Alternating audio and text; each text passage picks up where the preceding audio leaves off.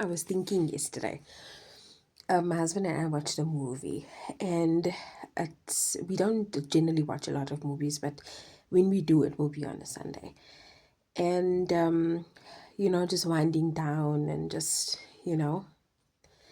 and it was The Housemaid. We were watching The Housemaid, and I was thinking about this movie. It was so brilliantly written, so brilliantly filmed, casted, everything. It was just great, and I mean, the twist in there was just, oh, it was so good.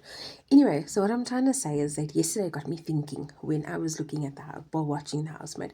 And I was thinking to myself, it's so true in life. It's such a, it's such an incredible comparison that, when you, okay, this is going to be a completely different subject. But what I'm trying to say is that, as a woman, when you are growing up and you're looking at guys and you are looking at potential, when you potential guys just to date, to get to know, you're not thinking about marriage yet, but once you're dating them, you start thinking about marriage, etc., etc. And you start looking at the package.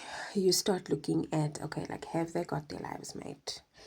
Are they career driven? Are they visionaries? Are they passionate? Do they have houses, cars, dogs, cats, investments, whatever?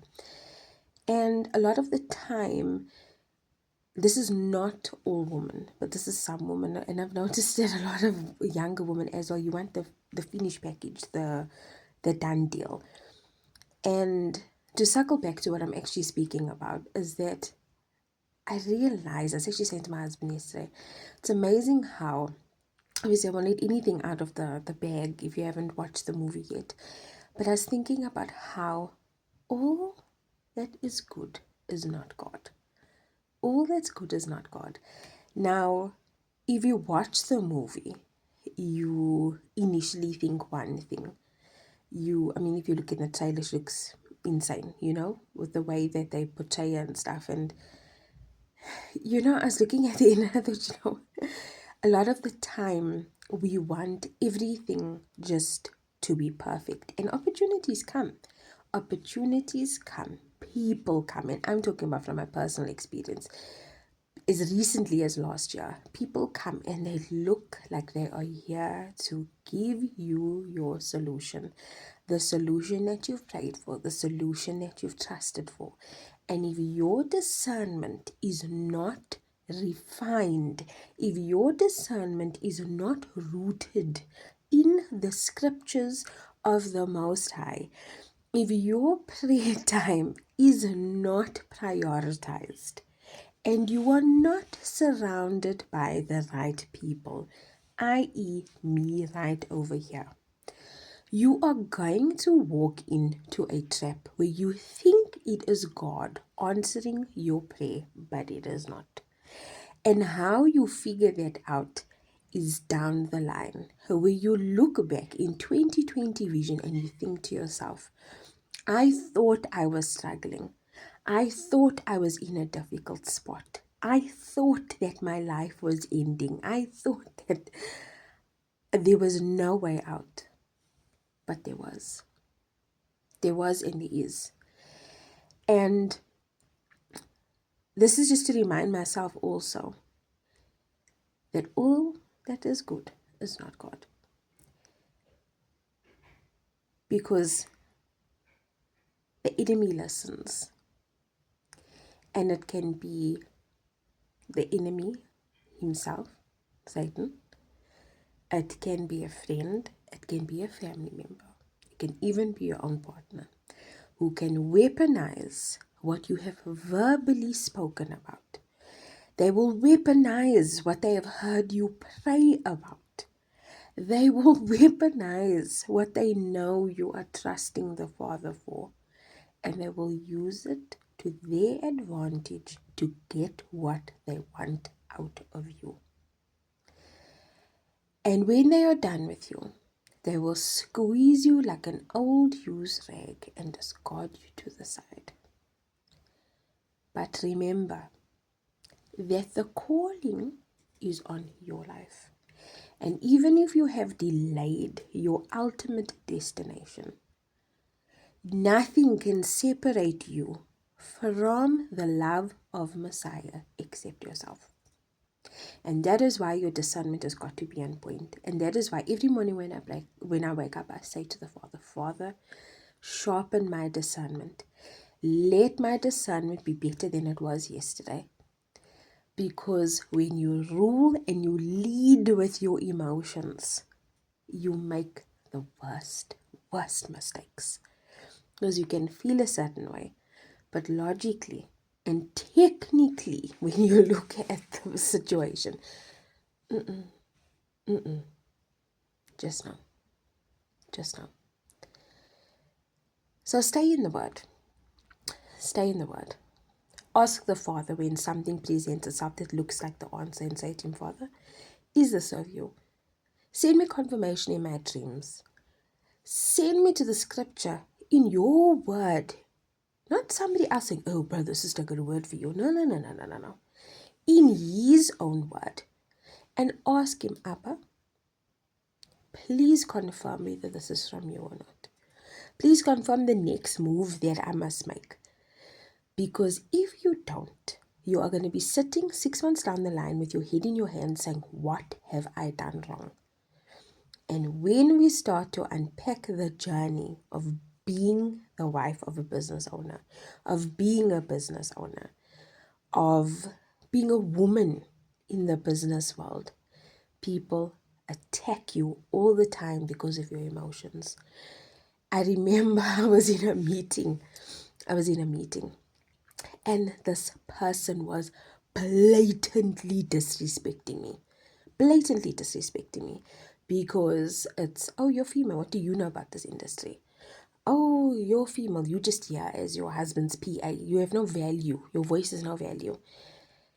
I banged the table and I said, because he addressed me in like a derogatory way, and he still had the audacity to pronounce my name incorrectly. And I banged the table and I said, that is not how you pronounce my name. If you are going to address me properly and pronounce my name the way it was given to me. Otherwise, we are not going to continue this conversation. And the other guy who was there, this is now an hour, not even an hour, less than that, maybe just under an hour of this man just, every time I opened my mouth, he berated me. Every time I opened my mouth, he put me down. Every time I opened my mouth, he was just, I mean, how dare he, you know? This other guy, when I banged my, and I didn't hit and go, oh, no. I just went on the table. Because I'd had enough. I said, because previously I had said, address me with respect. I'm addressing you with respect. I'm listening to you. I'm giving you time to speak. You're not doing that to me. Give me the same courtesy that I'm giving to you.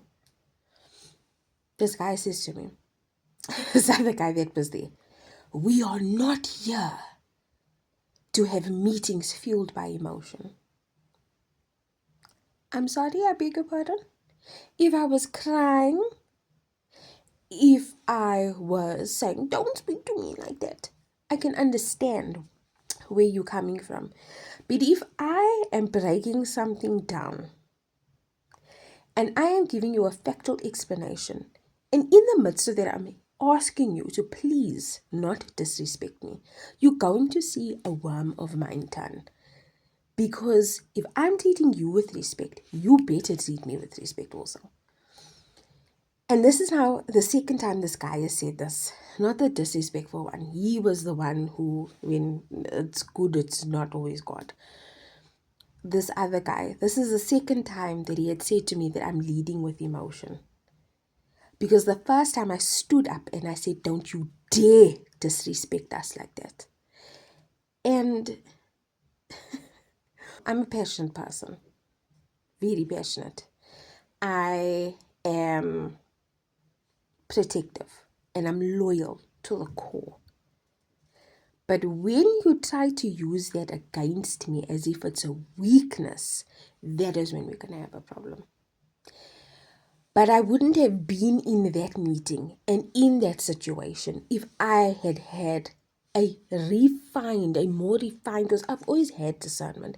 But if my discernment was more refined, I wouldn't have even been in that meeting. I wouldn't have even had to say to that man, pronounce my name correctly. Respect me when I'm speaking to you. Or respect me when you're addressing me. I never had to do that. Because months prior, when I had the opportunity to not be involved with these people, Abba had given us the opportunity to not be involved with them. Yet we were so hurt and we were so bruised by what we had to face and go through and deal with when nobody came to help us. Nobody. We were just thrown in the deep end. I wish that my relationship with the Father was better. Because even though I prayed, I didn't pray enough. Even though I read my scripture, I didn't read my scripture enough. Even though I trusted Him, I never fully had my faith rooted in Him. I didn't. And I would have never needed, because respect is commanded, not demanded. When I look back and I realize that I had to sit around a table of men and hit my fist on the desk and say to them, you will respect me. I didn't need to be in that situation. I didn't. Because I should have gone back to Elohim when the solution presented itself. It wasn't even something we went looking for, it's something that found us. And I should have said, Abba, is this what you want for us? I didn't do that. And the repercussions of that is for another time. It will take a very long video to go through all of that. But I recognize my fault. And I recognize my discernment that was not refined. So I pray today that you root yourself in Messiah, that you root yourself in His Word, and that part of your prayers every day is going to be, Abba, refine my discernment. Because all that is good is not God. Bless you. I hope everybody has a wonderful rest of their day.